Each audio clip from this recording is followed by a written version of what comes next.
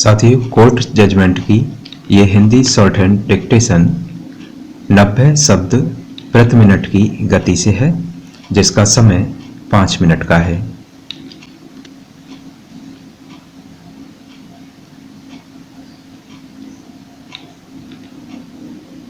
Start. दिनांक 25/2/2016 के संदर्भ के क्रम में जिसने इस बात का खुलासा किया है, इस पूर्ण बेंच का गठन एक डिवीजन बेंच द्वारा पास कर दिया गया है।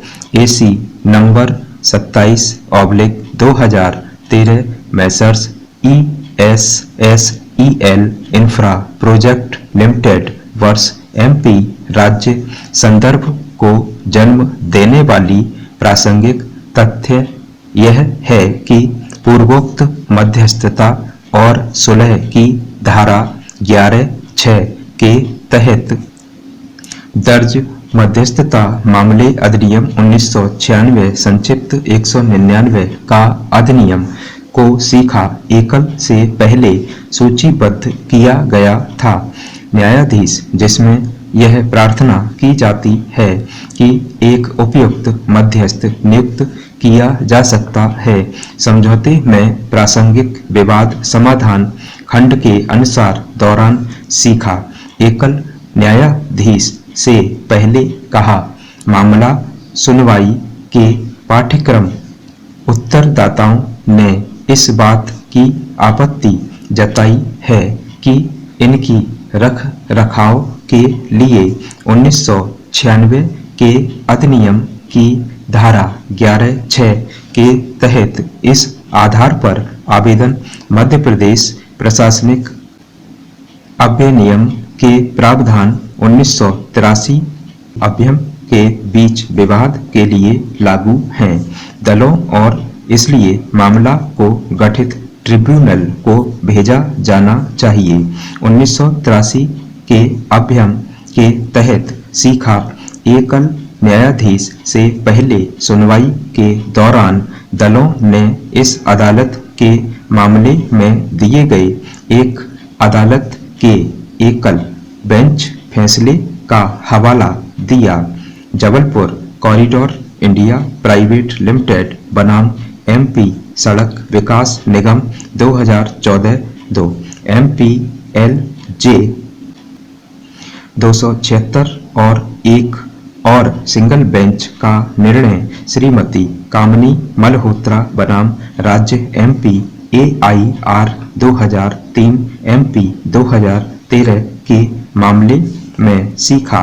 एकल न्यायाधीश ने कहा कि बीच में एक संघर्ष है, दो फैसले पहले, और इसलिए आदेश दिया कि मामले को रखा जाना चाहिए। एक बड़े बेंच का गठन करने के लिए मुख्य न्यायाधीश माननीय से पहले सीखा। एकल न्यायाधीश के उपरोक्त आदेश को देखते हुए मामला था डिवीजन बेंच के सामने रखा। डिवीजन बेंच से पहले यह था काफी दलों द्वारा स्वीकार किए जाते हैं कि श्रीमती के मामले में पहले का निर्णय कामनी मल्होत्रा सुप्रा को इसके बाद के नोटिस में नहीं लाया गया था। बेंच ने जबलपुर कॉरिडोर सुप्रा के मामले का फैसला किया से पहले डिवीजन बेंच इस मामले में दो डिवीजन के फैसले या तो दिए गए थे, अशोक इंफ्रावेज लिमिटेड और MP का दूसरा बनाम राज्य, और दूसरा 2016 MPLJ 685 और MP राज्य, और दूसरा बनाम मैसर्स KT निर्माण इंडिया लिमिटेड, और दूसरा AA5/2009 का निर्णय 27/4/2013 को हुआ।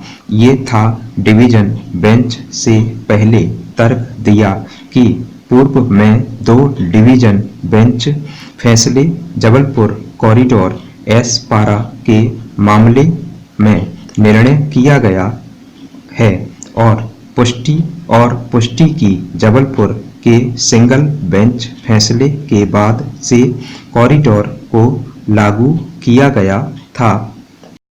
लगातार नया सीखने के लिए नवजागृति यूट्यूब चैनल को सब्सक्राइब करें, प्रेस करें बेल के आइकॉन को सबसे पहले नोटिफिकेशन पाने के लिए।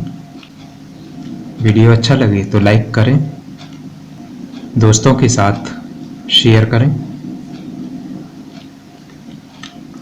Thanks for watching.